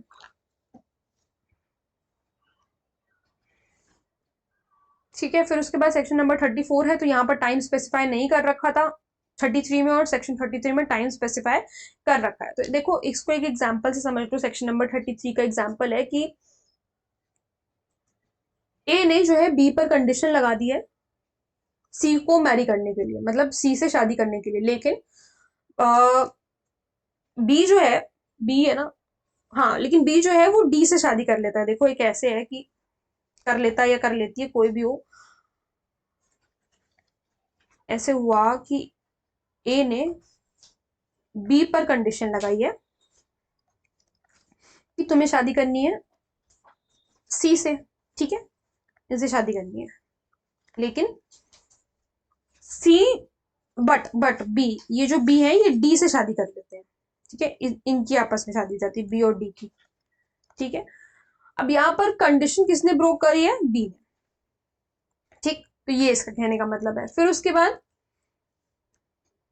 सेक्शन नंबर 34 में बता रखा है कि टाइम अगर स्पेसिफाई कर रखा है, where an act is to be perform by a person either as a condition to be fulfilled and interest is created, property enjoyed by him if, देखो एक स्पेसिफाइड टाइम इसमें दे रखा है ना, देखो इसमें क्या बता रखा है, देखो इसमें भी 3 लोग हैं, ए बी और सी। देखो ए ने बी के ऊपर एक कंडीशन लगाई कि तुमको जो है यूएसए जाना है, मैं यहाँ पर पूरी बात ही लिख दे रही हूँ क्या आपस में लोगों की बात हुई है। ए ने बी पे कंडीशन लगाई, कंडीशन ऑन बी कि तुम्हें यूके जाना है, ठीक है, मतलब तुम यूके जाओ, और एल्स जो प्रॉपर्टी है ये सी के पास चली जाएगी, उनको ये कहा गया। सी ने बी का वीजा ही हाइड कर दिया, मान लो बी हाइड नहीं सी हाइड करेगा ना, तो सी हाइड्स बीज वीजा। तो यहां पर जो है क्योंकि सी ने फ्रॉड कमिट किया है, ठीक है, उसको डिले कॉज करने के लिए। तो the condition shall as against him be deemed to have been fulfilled, तो यहाँ पर ये मान लिया जाएगा कि बी ने जो है कंडीशन फुलफिल कर ली है। क्यों? क्योंकि सी ने बदतमीजी करी, सी ने फ्रॉड कमिट किया। अगर वो भाई उसका वीजा ना छुपाता तो वो तो चला ही जाता, तो इस तरीके से माना जाता है। ठीक है, फिर उसके बाद है आपका सेक्शन नंबर 35। सेक्शन नंबर 35 हमें डॉक्ट्रिन ऑफ इलेक्शन के बारे में बता रहा है। मैं ये सारी चीजें हटा रही हूँ, फिर मैं डॉक्ट्रिन ऑफ इलेक्शन एक एग्जाम्पल समझा रही हूँ, उसके बाद उसके अलावा कुछ और समझने की जरूरत नहीं है। बस इतना याद रखो कि सेक्शन नंबर 35 में आपका डॉक्ट्रिन ऑफ इलेक्शन दे रखा है। इसके इलस्ट्रेशन एक बार देख लेना, ठीक है, क्योंकि कुछ इलस्ट्रेशन इंपॉर्टेंट हो जाते हैं। अब देखो यहाँ पर क्या हो रहा है। एक्स ट्रांसफरर है, यहाँ पर ट्रांसफरर लिखते हैं, ठीक है। वाई ओनर है प्रॉपर्टी का, ठीक, कोई प्रॉपर्टी है उसका ओनर है। ये जो क्या नाम है एक्स है, ये जेड को प्रॉपर्टी देने की बात कर रहा है वाई से 50 लाख रुपए में, मान लो, ठीक है। ये हो गया। अब यहां पर एक्स ने कहा वाई से कि तुम जो है इसको प्रॉपर्टी ट्रांसफर कर दो जेड को 50 लाख रुपए में। अब यहां पर ये जो वाई है ये इलेक्ट कर सकता है, वो चाहे तो प्रॉपर्टी इसको ट्रांसफर करे और चाहे तो ना करे, ठीक। इतनी बात हो गई। यहाँ पर बस ये बता रखा है कि ये जो देखो, when a person poses to transfer property which he has no right to transfer, उसको राइट नहीं ट्रांसफर करने का, and as part of same transaction confers any benefit, यहाँ पर कोई बेनिफिट भी अगर वो दे रहा है मान लो इस ओनर को, ठीक है, कि चलो तुम प्रॉपर्टी जो है इसको 50 लाख रुपए में ट्रांसफर करो, मैं तुम्हें 60 लाख रुपए दूंगा, ठीक है।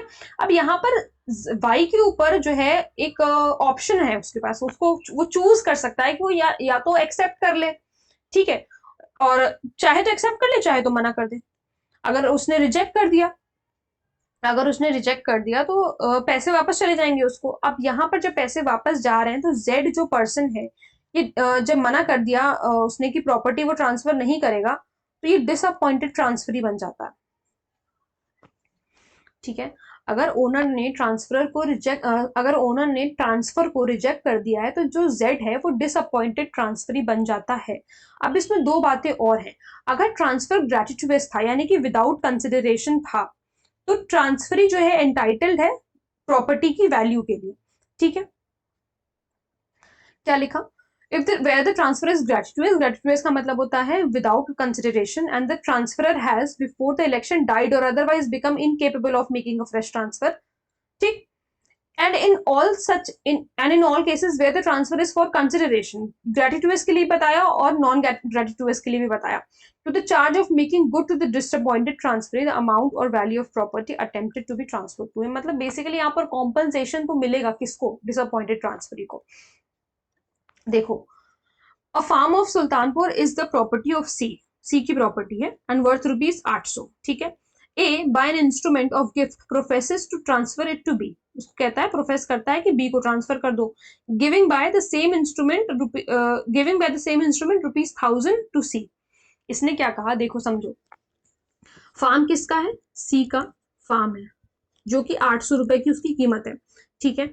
ए ने कहा कि तुम जो है बी को ट्रांसफर कर दो, ये पर्टिकुलर फार्म बी को ट्रांसफर कर दो। ए ने ऐसा कहा कि बी को ट्रांसफर कर दो ये particular farm, giving it by the same instrument rupees 1000 to C, और वो जो है इसको 1000 रुपए देगा, ठीक। C elects to retain the farm, C ने इलेक्ट किया, उसने चुना कि नहीं मैं फार्म अपने पास ही रखूंगा। तो ये जो गिफ्ट वो दे रहा था, कौन? ही फोरफीड्स द गिफ्ट ऑफ रुपीज 1000, ये जो ए पर्सन है ये गिफ्ट दे रहा था 1000 रुपए का उसको, ये उसने फोरफीट कर दिया। In the same case if A dies before election, अगर इलेक्शन से पहले अगर ए की मृत्यु हो जाती है, his representative must out of the rupees 1000 pay rupees 800 to B, तो उसका जो रिप्रेजेंटेटिव है वो 1000 रुपए में से 800 रुपए बी को देगा। क्यों? क्योंकि वो डिसअपॉइंटेड ट्रांसफर है, इस वजह से जो है उसको पैसा मिल रहा है, ठीक है। तो बस इतना ही जो है इसमें इलेक्शन में फिलहाल प्री के पॉइंट ऑफ व्यू से इतना ही इंपॉर्टेंट है। फिर उसके बाद अपॉर्चुनिटी की बात आ जाती है कि प्रॉपर्टी किस तरीके से डिवाइड करी जाएगी, कितना पैसा देना है, ये सारी चीजें जो है इसमें इंपॉर्टेंट हो जाती है। अच्छा एक बात याद रखो, इसमें कुछ और चीजें हैं इलेक्शन में, थोड़ी सी जो चीजें पता होनी चाहिए वो ये कि जो आपका इलेक्शन है वो एक्सप्रेस भी हो सकता है और इम्प्लाइड भी हो सकता है। पहली बात, एक्सप्रेस भी हो सकता है और इम्प्लाइड भी हो सकता है। 1 साल के अंदर अंदर इलेक्ट करना होगा, मतलब 1 साल का टाइम दिया जाता है, 1 साल के अंदर अंदर इलेक्ट करना होगा। अगर 1 साल के अंदर अंदर फेल हो जाता है, इलेक्ट करने में नहीं करता, तो मोर टाइम दिया जा सकता है, थोड़ा ज्यादा टाइम दिया जा सकता है। और अगर फिर से जो है फेल हो गया और टाइम दिया उसके बाद फेल हो गया, तो इसको डीम्ड एक्सेप्टेंस मान लिया जाता है कि बंदे ने एक्सेप्ट कर लिया, ठीक है, जो ओनर है उसने एक्सेप्ट कर लिया, ठीक है। और अगर ओनर डिसेबल्ड है उस पर्टिकुलर चीज को इलेक्ट करने के लिए, तो इलेक्शन को पोस्टपोन कर दिया जाएगा। कब तक? जब तक कि उसका सेसेशन ना हो जाए उसकी डिसेबिलिटी का, यानी कि उसकी डिसेबिलिटी ना सीज हो जाए, और या फिर उसका जो है कोई लीगल गार्जियन करे, ठीक है। तो ये चीजें हैं जो थोड़े से रूल्स हैं किसके, सेक्शन नंबर 35 के। फिर उसके बाद सेक्शन नंबर 36 में अप्रोचमेंट के बारे में बताया हुआ है, इसमें अपॉइंटमेंट लिखा है ऊपर, कोई बात नहीं। सेक्शन नंबर 36 और सेक्शन नंबर 37 दोनों ही जो है इसी के बारे में बात कर रहे हैं। तो सेक्शन नंबर 36 पीरियोडिकल पेमेंट्स के बारे में बात कर रहा है, और सेक्शन नंबर 37 जो है वो आपके एस्टेट के बारे में बता रहा है, ठीक है। तो इसमें बेसिकली जब प्रॉपर्टी कई लोगों के पास गई है, एक से ज्यादा लोगों के पास अगर गई है, तब प्रॉपर्टी किस तरीके से ट्रांसफर करी जाएगी, ये जो है मतलब कितने पार्ट में एग्जीक्यूट वगैरह होगा वो बता रखा है। तो 36 में आपको टाइम का वो दे रखा है कि किस तरीके से होगा, और 37 में स्टेट वाला चीज दे रखी है, ठीक है। दोनों में अलग अलग चीजें दे रखी है। 36 में देखो क्या है, ए ने बी को कोई प्रॉपर्टी बेची, ठीक है। ये कोई घर है, ठीक है, यहाँ पर रेंट किया गया है, रेंटेड बाय ए फॉर ₹500 मान लो, ठीक है, 500 रुपए के लिए। And now this is sold by A to B. A ने बी को प्रॉपर्टी बेच दी 15 अगस्त को, ठीक है, या कभी भी 15 अगस्त को मान लो प्रॉपर्टी बेच दी। अब किस तरीके से रेंट वगैरह का कलेक्शन होगा?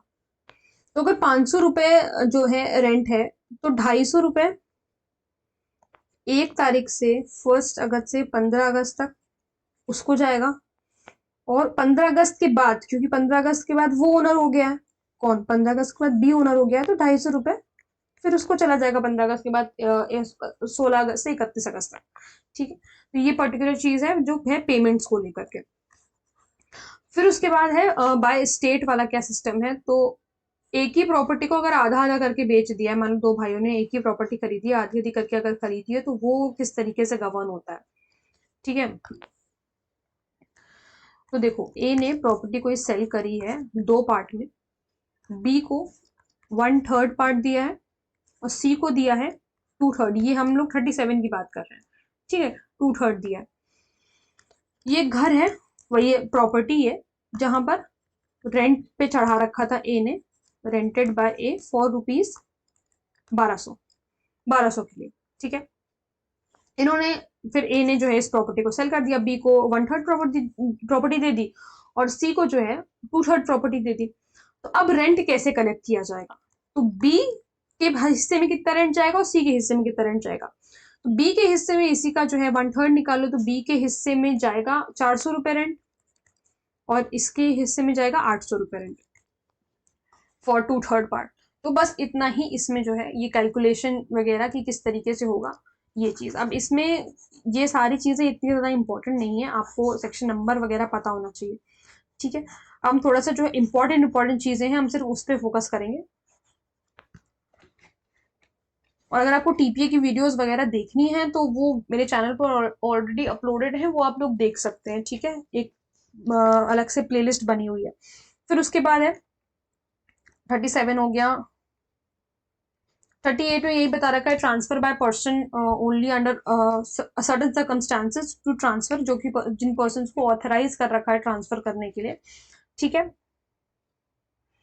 तो 38 में वो है। फिर 39 में transfer where third person is entitle to maintenance. अब इसमें सिर्फ इतना बता रखा है कि राइट एनफोर्स हो सकती है राइट एनफोर्स हो सकती है मेंटेनेंस की राइट ऑफ मतलब मेंटेनेंस की राइट इन्फोर्स हो सकती है अगेंस्ट द ट्रांसफरी। ठीक है, जैसे अब देखो 39 में क्या है कि देखो क्या हो रहा है कि ए बी, ये हस्बैंड है ये वाइफ है। ठीक है, ए ने जो है अपनी प्रॉपर्टी सी को बेच दी और इस पे कुछ मेंटेनेंस वाला था यहाँ पर, मतलब राइट था मेंटेनेंस का वाइफ का। ठीक है, राइट था मेंटेनेंस का, तो ये जो है इनका राइट अपना चलता ही रहेगा, ये चीज नहीं होगी कि राइट भी इनका खत्म हो जाएगा, ट्रांसफर जो है ये होगा, मतलब एंटाइटल्ड होगी राइट के मेंटेनेंस के लिए। 39 में हमें ये बता रखा है। फिर उसके बाद 40 में बता रखा है burden of obligation imposing restriction on use of land. देख लेना एक बार, इसको पढ़ लेना, इतना इंपॉर्टेंट नहीं है। ऑस्टेंसिबल ओनर आपके लिए इंपॉर्टेंट है, इसका इलस्ट्रेशन देख लेना। Transfer by ostensible owner, so where with the consent expressed or implied of the persons interested in immovable property, person is the, जैसे मान लो केयर टेकर टाइप के लोग होते हैं। जैसे क्या होता है कि कोई पर्सन है जो कि यूएसए में रह रहा है, ठीक है, कोई ए पर्सन है जो कि यूएसए में रह रहा है, उसकी प्रॉपर्टी है दिल्ली में, उसने किसी बी पर्सन को ऑथराइज कर रखा है या उसको ऑस्टेंसिबल ओनर बना रखा है अपना। ठीक है, रियल रियल ओनर नहीं है बी, बी जो है वो रियल ओनर नहीं है, रियल ओनर तो हमारा ए ही है, लेकिन बी वो जो है ऑस्टेंसिबल ओनर बना रखा है। ठीक है, सारी जो कैरेक्टरिस्टिक्स होते हैं रियल ओनर के वो बी के पास होंगे, मतलब वो चाहे तो प्रॉपर्टी ट्रांसफर भी कर सकता है। ऑब्वियसली जो है उसको अथॉरिटी लेनी होगी ए की, ट्रांसफर करने से पहले कंसेंट लेनी होगी, लेकिन वो ऐसा कर सकता है। ठीक है, और हाँ बस इतना ही है इसमें, तो ये आपको इसमें ये पता होना चाहिए कि ऑस्टेंसिबल ओनर कहाँ दिया हुआ है, होता कौन है वो, and provided that the transferee after taking such reasonable care to ascertain that the transferor had power to make the transfer and has acted in good faith. ये ट्रांसफरर की जो बात कर रहा है ना, ये ऑस्टेंसिबल ओनर की बात कर रहा है ये। ठीक है, इन्होंने कहा कि ट्रांसफरी जो है सारी केयर लेने के बाद ये उसको मतलब वो उसको विश्वास हो जाए कि ट्रांसफरर के पास यानी कि ऑस्टेंसिबल ओनर के पास राइट है ट्रांसफर करने के लिए और वो गुड फेथ में एक्ट किया गया। ठीक है, तो ये सारी चीजें हैं। फिर उसके बाद सेक्शन नंबर 42 है transfer by person having authority to revoke the transfer. So देखो अगर ए ट्रांसफरर है, ठीक है, तो उसने एक पहले तो बी को ट्रांसफर किया, ये पहला उसका ट्रांसफर था, फिर उसने सी को ट्रांसफर किया, ये उसका सब्सिक्वेंट ट्रांसफर था, ये उसका फॉर्मल ट्रांसफर था, ये उसका सब्सिक्वेंट ट्रांसफर था। अब अगर ए रिजर्व कर दे रहा है power to revoke the transfer with B and then transfer it to C, it will be deemed that revocation of formal transfer had taken place। ऐसा मान लिया जाएगा कि revocation जो है हो गया है। इसका भी जहां जहां इलस्ट्रेशन है उसको जो है एक बार ध्यान से देख लेना कि इलस्ट्रेशन में थोड़ा बहुत पता होना चाहिए कि इलस्ट्रेशन में क्या दिया हुआ है। देन सेक्शन नंबर 43, इसको हम लोग फीडिंग बाय ग्रांट ऑफ मतलब feeding the grant by estoppel के नाम से भी जानते हैं। तो यहाँ पर अगर कोई पर्सन फ्रॉडुलेंटली, या लिख लो यहाँ पर सेक्शन 43 फीडिंग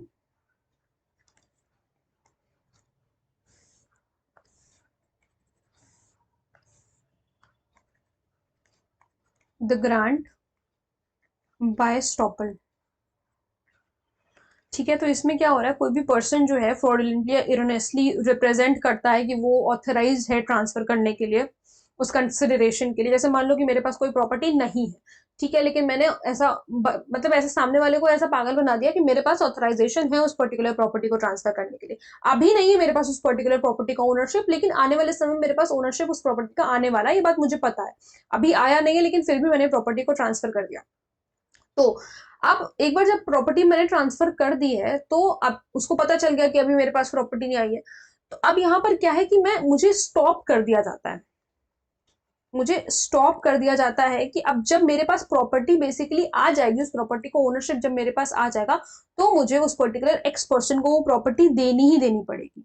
ये होता है feeding the grant by estoppel. मैं अब डिनाई नहीं कर सकती कि नहीं मेरे पास जब मैंने तुम्हें प्रॉपर्टी बेची थी उस वक्त तो मेरे पास प्रॉपर्टी नहीं थी, मेरे पास तो प्रॉपर्टी अब आई है, तो इस वजह से मैं उसको डिनाई नहीं कर सकती। मैंने प्रॉपर्टी बेची है तो जब भी मेरे पास उस पर्टिकुलर प्रॉपर्टी का ओनरशिप आएगा तो मैं उस पर्टिकुलर प्रॉपर्टी को मुझे एक्स को देना होगा।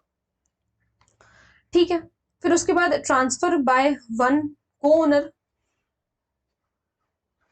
सो यहाँ पर क्या है, वेयर वन ऑफ टू और मोर को ओनर्स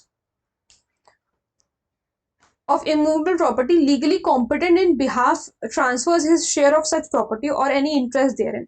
जैसे मान लो कि ए के पास 3/4 प्रॉपर्टी है और बी के पास 1/4 प्रॉपर्टी है। बी ने अपनी जो 1/4 प्रॉपर्टी का पार्ट था ये दे दिया सी को। अब कौन ओनर हो गया? पहले ए और बी ओनर थे, अब ए और सी ओनर हो गए। ठीक है, अब यहाँ पर सी का राइट है कि उसको ज्वाइंट पोजेशन मिले, किसके साथ? ए के साथ। और यहाँ पर सी चाहे तो वो पार्टीशन के लिए भी डिमांड कर सकता है, अगर चाहे तो वो पार्टीशन के लिए डिमांड कर सकता है, लेकिन इसका एक एक्सेप्शन है। वो पार्टीशन के लिए डिमांड तो कर सकता है, लेकिन उसका एक्सेप्शन है with the transfer of a share of a dwelling house belonging to an undivided family. अगर वो हिंदू अनडिवाइडेड फैमिली में है, ये पर्टिकुलर घर जो है यह हिंदू अनडिवाइडेड फैमिली में था, तो पार्टीशन नहीं हो सकता। नहीं तो सी जो है पार्टीशन के लिए डिमांड कर सकता है अगर चाहे तो। ठीक है, तो ये एक बार अपने आप से पढ़ लेना। फिर उसके बाद सेक्शन नंबर 45 है जॉइंट ट्रांसफर फॉर कंसिडरेशन। तो इसको एक बार अपने आप से देखना चाहो देख लेना, इतना ज्यादा इंपॉर्टेंट नहीं है ये वाला सेक्शन। फिर उसके बाद सेक्शन नंबर 46 है transfer for consideration by persons having distinct interest. इसमें देखो क्या है, A owing a moiety and B and C each a quarter share of Moza Sultanpur exchange an eighth share of Moza for a quarter share. This being no agreement to the contrary, A is entitled to an, इसका जो illustration है वो एक बार देखना, मैं बता रही हूँ देखो इसमें क्या होता है। So where immovable property is transferred for a consideration by person having distinct interest, उनका अलग अलग इंटरेस्ट है। ठीक है, the transferors are in absence of the contrary, the transferors are, ये छोड़ दो, are entitle to share in the consideration equally, वो इक्वली देंगे शेयर। ठीक है, with their interest in the property were of equal value and where such interest were of unequal value proportionately. अगर equal value का है, जैसे मान लो कि हाफ हाफ प्रॉपर्टी थी, हाफ प्रॉपर्टी ए के पास थी, हाफ प्रॉपर्टी बी के पास थी, ये पूरी प्रॉपर्टी 1 करोड़ रुपए की है, ये पूरी प्रॉपर्टी 1 करोड़ रुपए की है, तो ये 50 लाख रुपए ये दें, 50 लाख रुपए ये दें। ठीक है, दोनों लोग मिल करके प्रॉपर्टी सेल कर सकते हैं, जैसे ये ए है ये बी है, तो अगर इक्वल वैल्यू है, ठीक है, where there such interest are of equal value, अगर इक्वल वैल्यू है तो यहाँ पर हाफ हाफ है ना, इक्वल वैल्यू है, 50 लाख ये 50 लाख ये, तो ये बोथ जो है सेल कर सकते हैं सी को ये पर्टिकुलर प्रॉपर्टी 1 करोड़ रुपए में। ठीक, एक तो ये बात हो गई। अब अगर अनइक्वल वैल्यू है तब क्या? So they are entitle to consideration proportion to their value. अब क्या हो रहा है, मान लो ए के पास ये ए है ये बी है, यहाँ पर 3/4 प्रॉपर्टी थी, इनके पास 1/4 प्रॉपर्टी थी, ये मिला करके 1 करोड़ रुपए की प्रॉपर्टी बन रही, तो ये 75 लाख के हकदार होंगे और ये 25 लाख के हकदार होंगे। क्यों? क्योंकि अनइक्वल है, और इसमें और कुछ तो है नहीं, बस यही समझने की बात है। ठीक है, फिर उसके बाद सेक्शन नंबर 47 है ट्रांसफर बाय को owners of share in a common property. देखो फिर वही सारी चीजें हैं इसमें, कुछ इसमें भी वही जैसा आपका सेक्शन नंबर 46 है वही चीज है। तो जब को ओनर ट्रांसफर करता है अपना कोई पार्ट अपनी प्रॉपर्टी के शेयर का, ठीक है, तो ट्रांसफर जो है उसी इफेक्ट में आएगा, उसी प्रोपोर्शन के इफेक्ट, जिस तरीके से प्रोपोर्शन है उसी तरीके से प्रॉपर्टी भी ट्रांसफर होगी। जैसे कि को ओनर्स है, अब ये एक इतनी लंबी प्रॉपर्टी है, ठीक है, इसमें ए का हाफ पार्ट है, बाकी बी और सी का है। ये ए का हाफ पार्ट है, ठीक है, बी का 1/4 है और सी का भी 1/4 है। ठीक, और ये प्रॉपर्टी इन्होंने डी को जो है ट्रांसफर करी। तो अभी क्या हो रहा है, अभी ये हो रहा है कि ए का फिर हाफ का 50%, ठीक है, फिर बी 1/4 का 50%, 1/8 वाला सिस्टम हो जाएगा। इस तरीके से जो है ए बी और सी तीनों लोग जो है सेल करेंगे अपना 50% of their land to B. तो ये बात जो है इसमें बताई गई, यही आएगा इसमें एग्जाम्पल भी, इलास्ट्रेशन भी शायद यही दे रखा है, एक बार देख लेना क्या इलास्ट्रेशन दे रखा है। ठीक है, फिर उसके बाद priority of rights created by transfer, तो भाई जो पहले आएगा वो पहले पाएगा। ठीक है, जिसकी राइट सबसे पहले क्रिएट करी गई होगी उसकी ही राइट जो है सब्सिक्वेंट के ऊपर प्रिवेल करेगी। ए ने पहले प्रॉपर्टी बी को ट्रांसफर करी थी, उसके बाद वही सेम प्रॉपर्टी उसने सी को ट्रांसफर कर दी, तो ये सब्सिक्वेंट ट्रांसफर ही हो गया, तो इसका कोई मतलब नहीं रहेगा। बी को सबसे पहले ट्रांसफर करी थी तो इसका राइट मैटर करता है लॉ में। ठीक है, तो ये है पर्टिकुलर चीज। फिर सेक्शन नंबर 49 में हमें ट्रांसफरी का राइट बता रखा है अंडर पॉलिसी। तो ये जो है ट्रांसफर से इंश्योरेंस के अप्लाई करने के लिए इंश्योरेंस मनी को रीइंस्टेट करने के लिए, प्रॉपर्टी को रीइंस्टेट करने के लिए मांग सकते हैं। सेक्शन नंबर 50 में बता रखा है rent bona fide paid to holder under defective title. तो अगर डिफेक्टिव टाइटल में है तो वो लाइबल नहीं होंगे। जैसे मान लो क्या हो रहा है कि ए ने सेक्शन नंबर 50 पढ़ रहे हैं हम लोग। हाँ, ए ने लीज किया है 50 रुपए के लिए, ठीक है, बी को, फिर ए ने सेल भी कर दिया सी को यही पर्टिकुलर प्रॉपर्टी, इसको 50 रुपए के लिए लीज किया और फिर जो है सी को सेल कर दिया। तो जो प्रॉपर्टी उसने सेल कर दी, अब बी को तो ये बात पता नहीं है कि जो है प्रॉपर्टी इसने सी को सेल कर दी है, और ये तो इसी को रेंट दिया जा रहा है 50 रुपए का, तो ये रेंट इसी को दिया जा रहा है। क्यों? अगर इसके ऊपर कोई लाइबिलिटी नहीं बनेगी, इसके ऊपर कोई लाइबिलिटी नहीं बनेगी if he has acted in good faith, ठीक है, अगर वो गुड फेथ में एक्ट कर रहा था तो इसके ऊपर कोई भी लाइबिलिटी नहीं बनेगी। फिर उसके बाद सेक्शन नंबर 51 है, तो 51 क्या कह रहा है, एक सेकेंड आगे बढ़ते हैं। Section number 51 says improvement made by bona fide holder under defective title. तो ये इम्प्रूवमेंट किया किसने है? ये इम्प्रूवमेंट किया है ट्रांसफरी ने। जहां पर कोई ट्रांसफरी है इमूवेबल प्रॉपर्टी का, वो गुड फेथ में बिलीव कर रहा है कि उसके पास एब्सोल्युटली प्रॉपर्टी का टाइटल है, ठीक है, और उस भाई ये तो बिलीव कर रहा है गुड फेथ में, ये गुड फेथ में बिलीव कर रहा है कि इसके पास टाइटल है, इसको सब्सिक्वेंटली इविक्ट कर दिया गया, कोई बेटर टाइटल वाला पर्सन आ गया, the person having a better title, उसने इविक्ट कर दिया, निकाल के बाहर फेंक दिया। तो ये जो ट्रांसफरी है ये इससे पैसे मांग सकता है, किस चीज के, कि वैल्यू पे करे किसका, इंप्रूवमेंट का, जो भी कुछ उसने इंप्रूवमेंट करा है, जैसे मान लो घर एक माले का था, उसने दूसरा माला बनवाया, तो उसका जो है पैसा वो मांग सकता है कि पैसे दो उसका, और जो भी इंटरेस्ट है प्रॉपर्टी का ट्रांसफरी का मार्केट वैल्यू पे उसके इवेक्शन के टाइम पे, वो पर्टिकुलर चीज भी वो उतना पैसा भी वो मांग सकता है। तो ये चीज जो है इसमें इंक्लूडेड है। ये क्रॉप्स वाला एक बार देखना चाहो देख लेना कि क्रॉप्स वाले में क्या लिखा हुआ है। वही है कि अगर ट्रांसफरी ने कुछ प्लांट्स वगैरह अगर वहां पर उगा रखे हैं, क्रॉप्स हैं, और उसको तब अगर इविक्ट कर लिया गया तो वो क्रॉप्स के लिए भी एंटाइटल्ड होता है, ठीक है, और वो फ्री इंग्रेस कर सकता है, मतलब कि वो बाहर आ जा सकता है वहां पर उसकी देखभाल करने के लिए क्रॉप्स की। सेक्शन नंबर 52 इतना इंपॉर्टेंट नहीं, बिल्कुल इंपॉर्टेंट है, डॉक्ट्रिन ऑफ लिस पेंडेंस के बारे में बात कर रहा है। Doctrine of lis pendens, lis pendens का मतलब होता है पेंडिंग लिटिगेशन, लिस पेंडेंस, हाँ ठीक है, ये डॉक्ट्रिन ऑफ लिस पेंडेंस के बारे में बात कर रहा है। इसका मतलब होता है कि पेंडिंग लिटिगेशन, पेंडिंग लिटिगेशन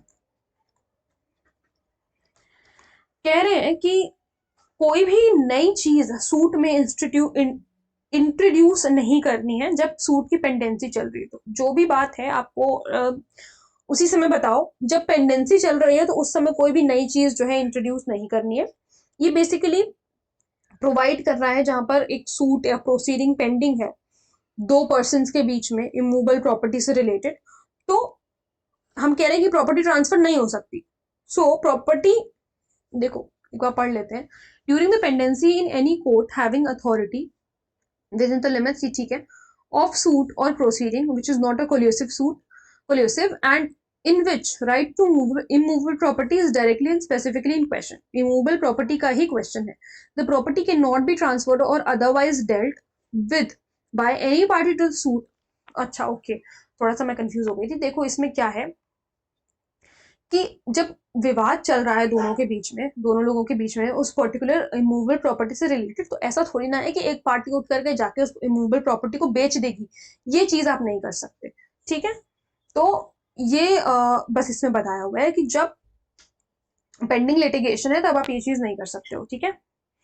हाँ, नोटिस आ जाए उसके बाद फिर रिजल्ट वगैरह आ जाए सूट का, तो फिर उसके बाद जो करना है करो। फिर फ्रॉडुलेंट ट्रांसफर अपना लास्ट टॉपिक है, फिर सेकंड लास्ट टॉपिक है, फिर आपका 53A आपका पार्ट परफॉर्मेंस के बारे में बता रहा है। Fraudulent transfer, doctrine of fraudulent transfer भी कहते हैं इसे। सो ये वॉइडेबल होता है अगर फ्रॉडुलेंट ट्रांसफर कर दिया है at the option of the creditor, creditor के ऑप्शन पर ये वॉइडेबल होता है, और सब्सिक्वेंट ट्रांसफरी के भी ऑप्शन पर ये आपका वॉइडेबल होता है। ऑब्जेक्ट यही है फ्रॉडुलेंट ट्रांसफर का कि प्रोटेक्ट किया जा सके किसको, क्रेडिटर को और आपके ये सब्सिक्वेंट ट्रांसफरी को। फिर उसके बाद सेक्शन 53A है। Section 53A doctrine of part performance के बारे में बात कर रहा है। तो कह रहा है कि कोई भी पर्सन कॉन्ट्रैक्ट करता है ट्रांसफर करने के लिए, any person contract to transfer consideration के साथ कोई इमूवेबल प्रॉपर्टी बाय राइटिंग, जो कि उसने साइन भी कर रखा है, ठीक है, और his behalf and transferee in his part performance has taken the possession of the property।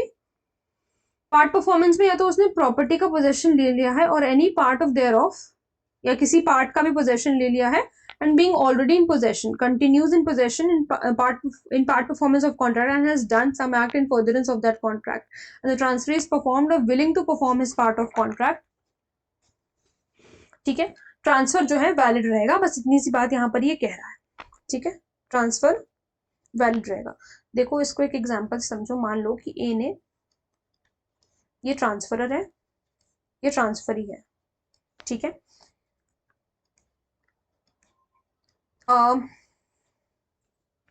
1 crore रुपए का मान लो कि इसने कोई घर वार इसको बेचा है, बी ने 60 लाख रुपए तो पे कर दिए थे। ठीक है, पार्ट परफॉर्मेंस की बात हो रही है क्योंकि बी ने 60 लाख रुपए पे कर दिए, और इससे पहले कि ये 40 लाख रुपए और पे करता, ए ने प्रॉपर्टी सी को ट्रांसफर कर दी। कितने में? 1.5 करोड़ में। ठीक है, जब मतलब इसको इसके 40 लाख देने से पहले इसने जो है 1.5 करोड़ में प्रॉपर्टी सी को ट्रांसफर कर दी। अब ए जो है वो ही can not effect transfer to C. अब ये वाला ट्रांसफर ये इफेक्ट में नहीं ला सकता अगेंस्ट बी। ठीक है, तो यही बात इसमें इस पर्टिकुलर एग्जांपल से समझनी है आपको। ए ने कोई प्रॉपर्टी बी को ट्रांसफर करी थी 1 करोड़ रुपए के लिए, उसने 60 लाख रुपए पे कर दिए थे, 40 लाख रुपए उसके पे करने से पहले इसने जो है 1.5 करोड़ में सी को प्रॉपर्टी बेच दी।